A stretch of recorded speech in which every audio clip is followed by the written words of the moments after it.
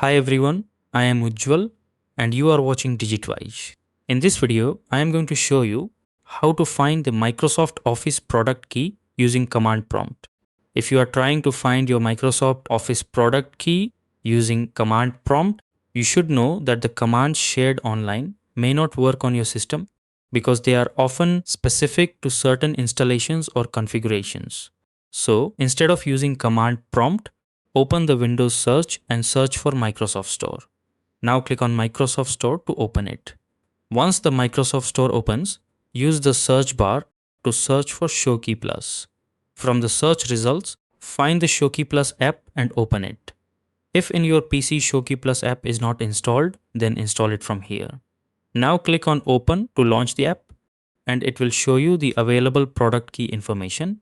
So that's it. If this video helped you in any way, make sure to like it, share it, and subscribe to this channel. Thanks for watching.